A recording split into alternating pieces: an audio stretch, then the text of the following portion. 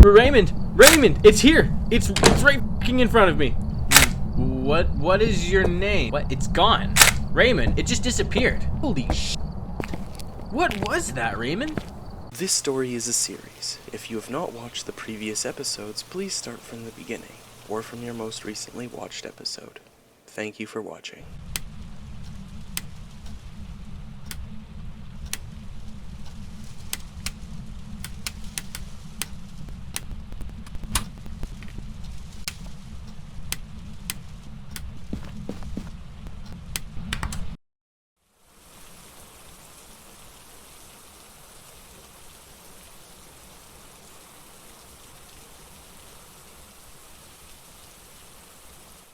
Brad checked the feedback on his shoulder cam.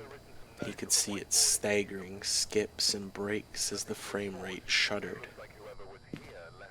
So Brad, you remember what I said about this place, right? We have to be extra careful because you broke the crucifix.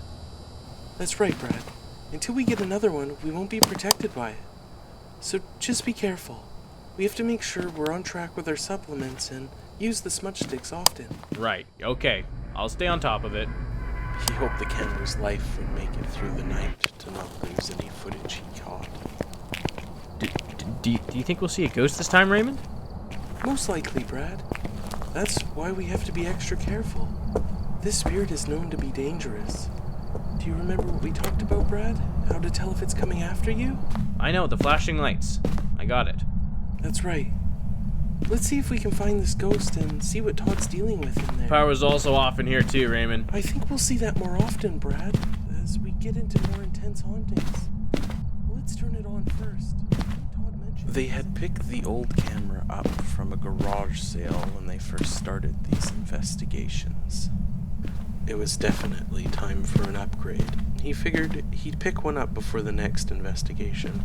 Brad could feel a tingling on his back and spine, like a cold breeze of fear sending shivers throughout his body. As he explored the house, the sense grew in strength, the cold becoming a burning heat on his fingertips and toes. The sweat began pooling in his palms and rolling down his forehead, but he wiped it away with his sleeve before Raymond could see. He swallowed that gagging fear and continued to search the house. Brad was hit with a blast of cold air like a windy breeze rolling over snow bluffs. He wondered if the house was pulling cold air in from outside. Raymond knew more about the house than the spirit that Brad did. Raymond had given him a quick rundown on what the owner had said about the place. Apparently the owner's wife had been pushed down the stairs. Maybe the spirit was protective for where it was haunting. But was it the stairs going up or the ones going to the basement? Brad didn't know. As he searched the back closet and bathroom of the lower bedroom, he couldn't find a distinguished change in the temperature levels. His mind began to tunnel vision on the bright green screen amongst the shadows of the house. But when he looked away, he had noticed Raymond was no longer there. Brad tried to keep his calm as he could feel that rapidly beating heart in his chest increasing speed. He took a breath and followed the distant sound of footsteps. A striking fear in Brad's heart made it pump faster. Were those footsteps even Raymond's, or was he following the ghost? Alright, Brad. I'm gonna sweep around this area, see if I pick up any sounds on the parabolic mic. Can you take the thermal into all the rooms, check for a low temperature? Yeah, I can do that, for sure, Raymond. I'll let you know if I find any cold spots. Upstairs was filled with ominous cold air. The thermal gave little reading to the cold hum the house produced. As he walked through the empty hallways, he could hear his breathing. The place was so quiet, and with Raymond listening on the parabolic mic, almost no sounds were being made except for by himself. Brad could hear his heart beating and his solemn steps on the carpet. Each new room, a sector of emptiness. Brad, did you hear that whispering? I heard it coming from the stairs, I think. Wait, really, Raymond? I didn't hear anything. It must have just been on the parabolic microphone. Yeah, I didn't hear anything, Raymond. Really, Brad? Maybe there's some sort of evidence left from the activity down here. I'm sure the voice came from here, unless it was from downstairs. Brad swore he could feel rushes of air pushing through him as he neared the stairs, but Raymond's call caught him. Maybe if Raymond heard something come through on the mic, it was in line with the cold air Brad was feeling. Raymond had mentioned the possibility of the whispers coming from downstairs. Brad decided to check there next. As he stepped, Brad wanted to hear the whispers, and maybe when Raymond was done with the parabolic mic, or on the next investigation, he would give it a shot. Although shivers are sent down his spine, as the other side of this coined thought is the fact that he would hear the ghost's voice whispering in his ear. Brad, there's a plate out of place here. It's on the floor. I think I heard it on the parabolic mic earlier. Yeah, you're right, Raymond. I see it. I'm still not getting any cold readings on the thermal, though. That's unusual, Brad. With all this activity, you should have seen a reading by now in one of the rooms. Yeah, you're right. It's like it's everywhere in the house. Maybe it's wandering around. Brad had seen a low reading, a 1.4, a 2.4. He didn't want to bother Raven with them, though. The jumping numbers as he spun made him think he was catching cold whisks of wind wisping in from the front foyer of the house. That's when his ears caught a sound. It was like a distant doorknob turning. I mean, did you hear that? I thought I heard a door. It sounded like it maybe could have been the basement. I'm gonna go check it out. Brad swallowed the fear of the descending dark stairs as he tried to tap into the sunken pool of pride and courage inside him. He scanned the basement, but quickly retreated to Raymond's presence. The temperatures are definitely lower down here. Okay, Brad. Let's go check it out. Returning to the dark depths of the dingy basement, he felt more confident, searching the shelves and spaces for lower temperatures. But as he searched, there only seemed to be a slight coldness to the basement, not a normal drop in which they'd experience in these situations.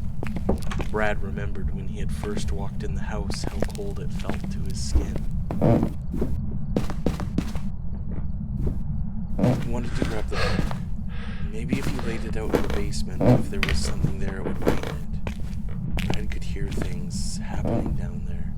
He didn't know what they were, but he knew he heard that door earlier. He was wondering what Raymond was thinking. Things seem out of place down here. Yeah, I think things have been thrown around. Wait, did you hear that? Something just moved down here. Do you think this is where it could be haunting, Raymond?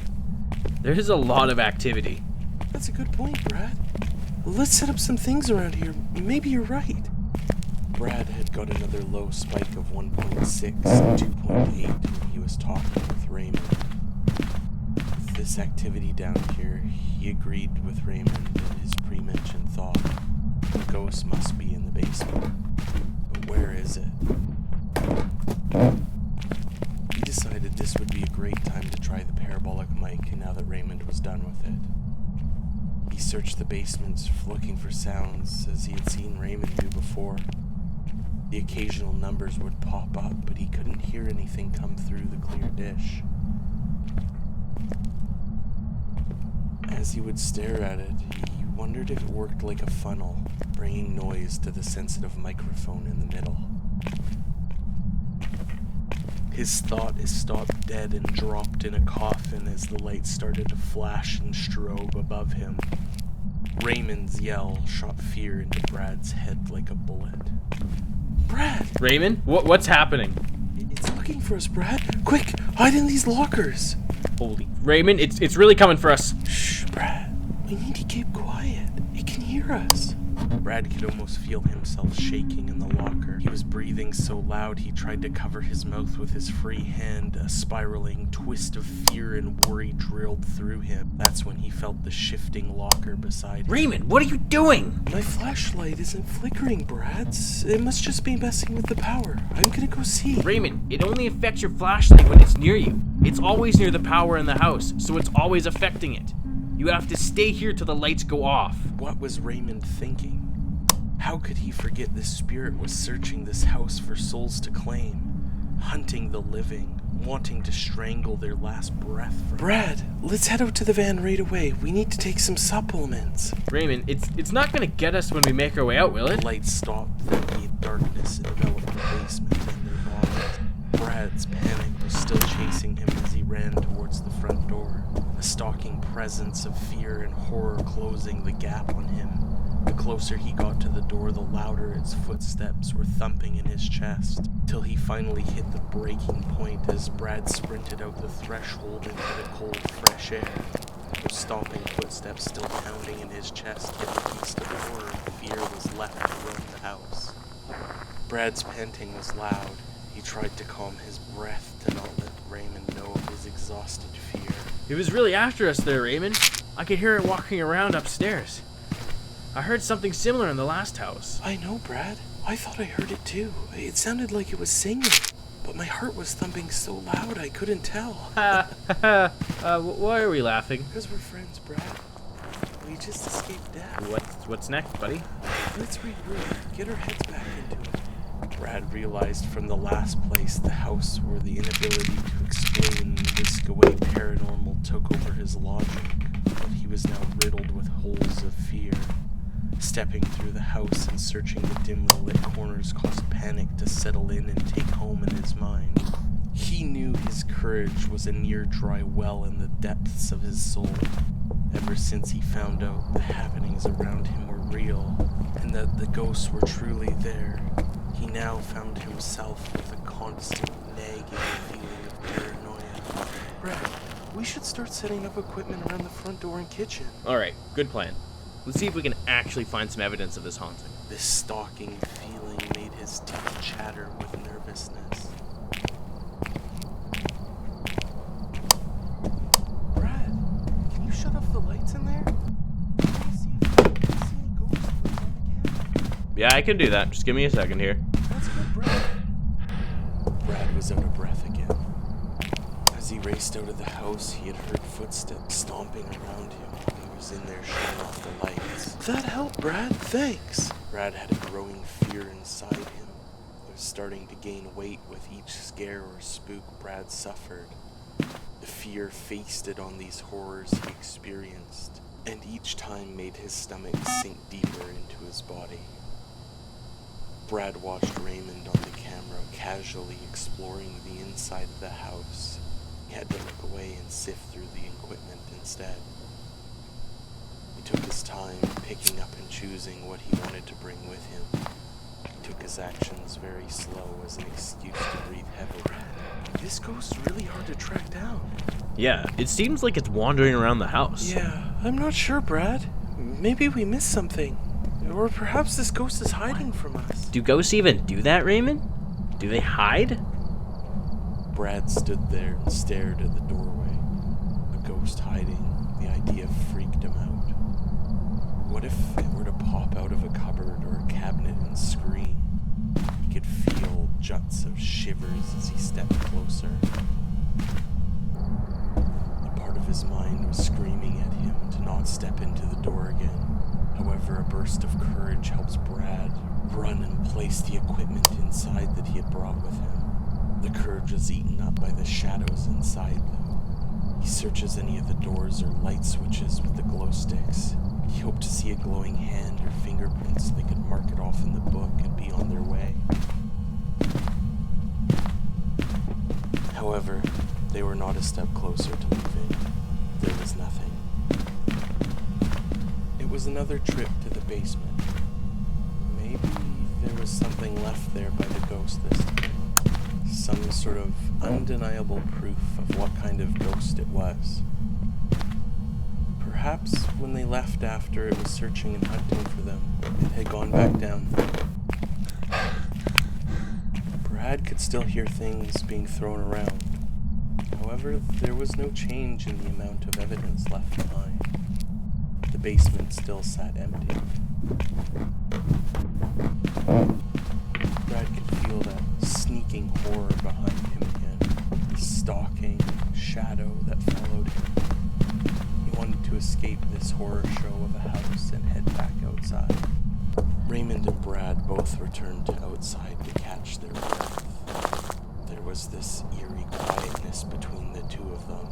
They hadn't spoken for a while. Brad could see Raymond was so focused on finding out what this ghost was. But on the other hand, Brad was focused on paying attention to how close the door was in case it was going to chase them again. That was the standing thought in Brad's mind. This ghost had chased after the two of them, searched the house for them.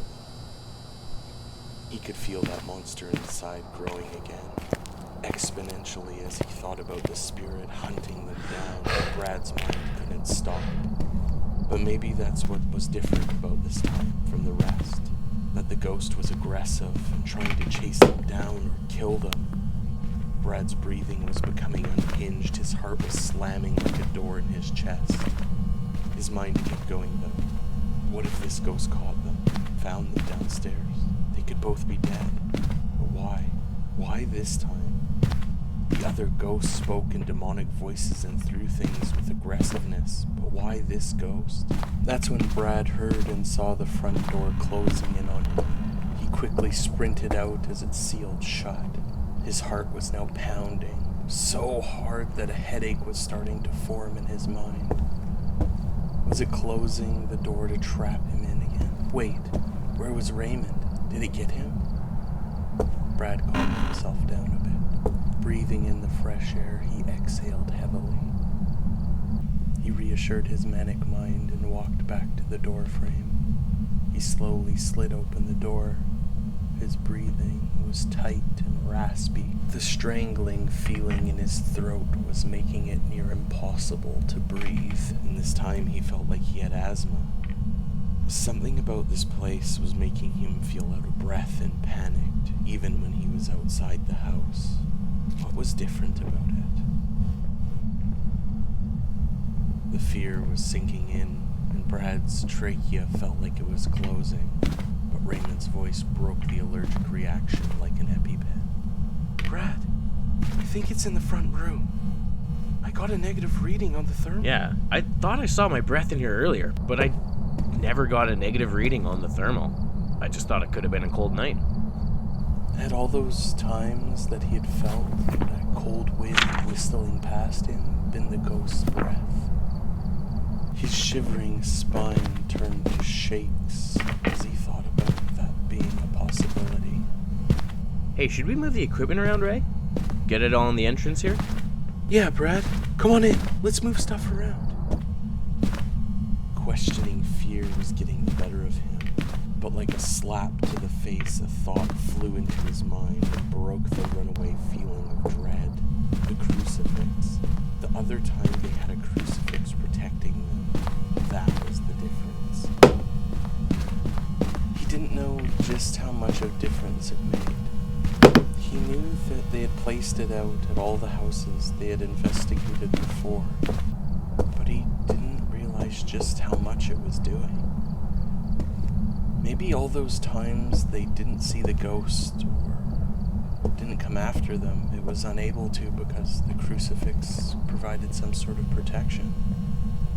Right then, Brad remembered Raymond explained to him how it had worked.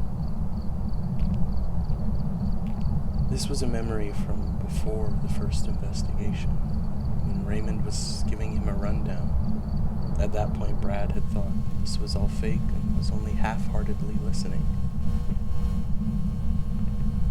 He had said that by having the crucifix in the room the ghost was haunting, it would help prevent it from manifesting and hunting them. Brad realized that that was what had happened.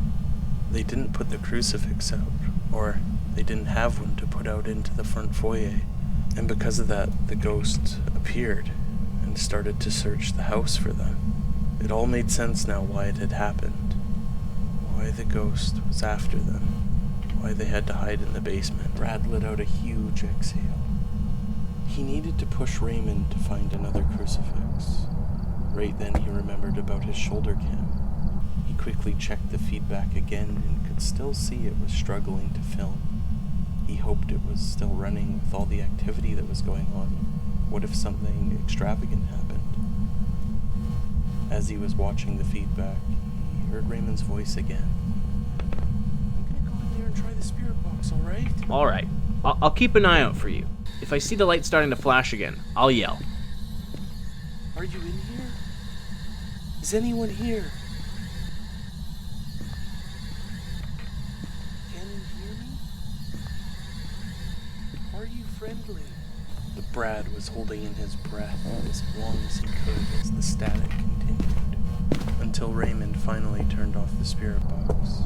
Brad released the breath he was holding captive inside his lungs. Have you seen anything yet, Brad? No, I've been watching, and there just isn't anything happening. We must be missing something.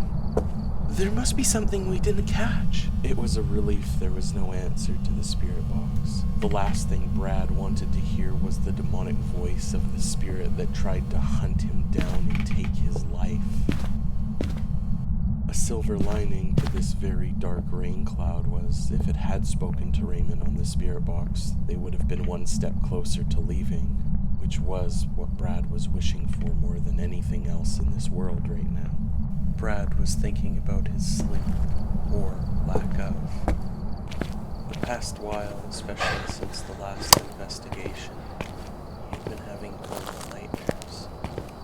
Nightmares of a ghost chasing him through the house. He was trapped and locked inside. Even in the own comfort of his bed, he could not find a fast sleep.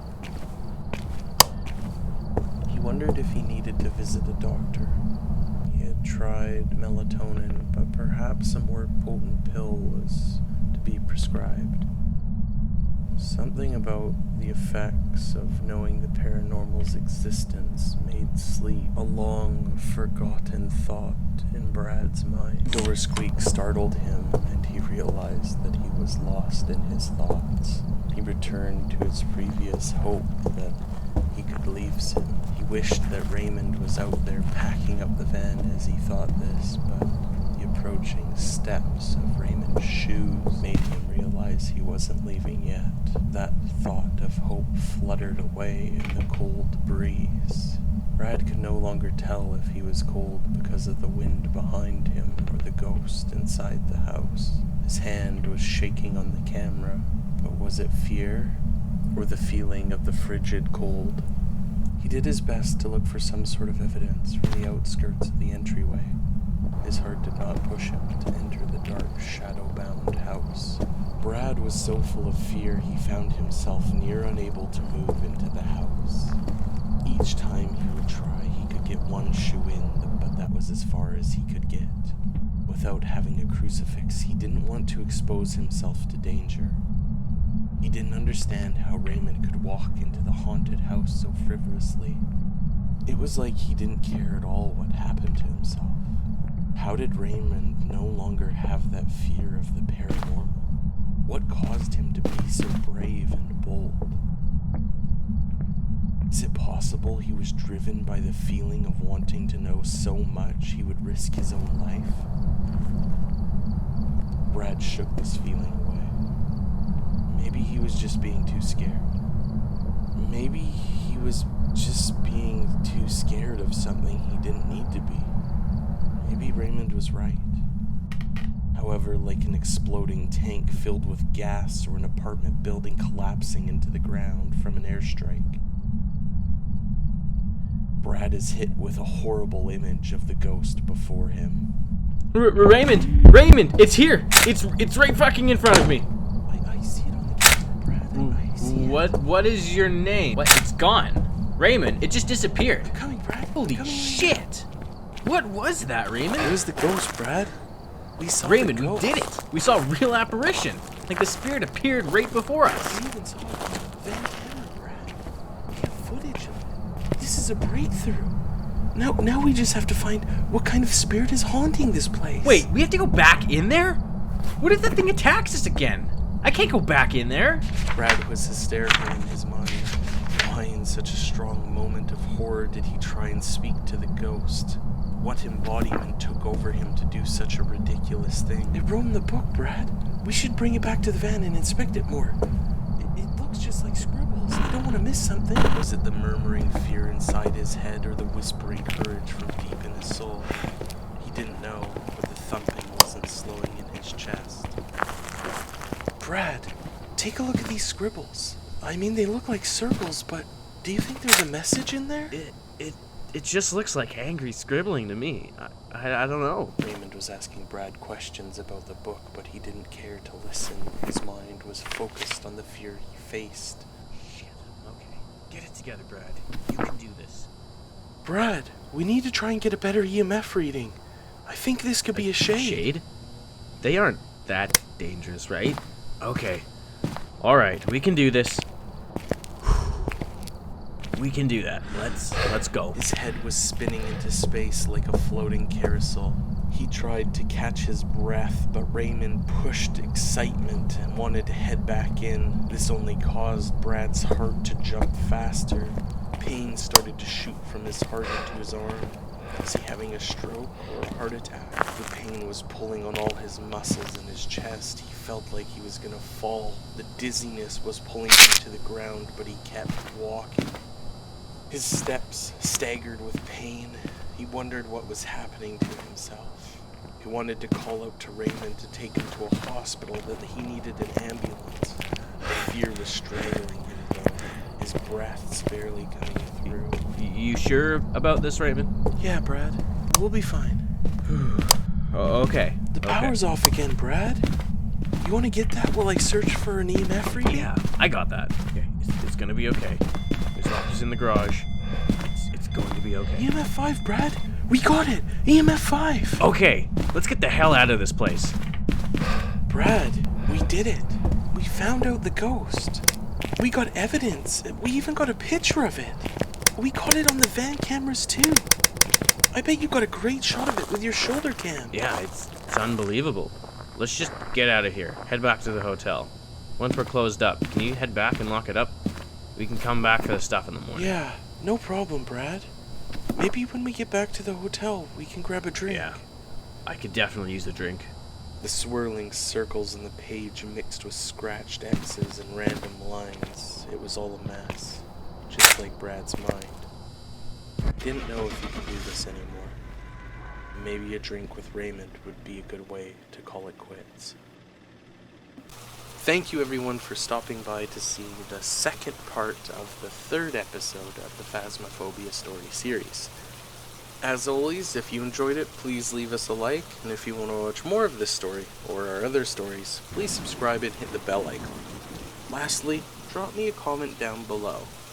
Is this Brad's last episode? Will Raymond have to find a new partner? Thank you all for coming by, and I'll see you next time.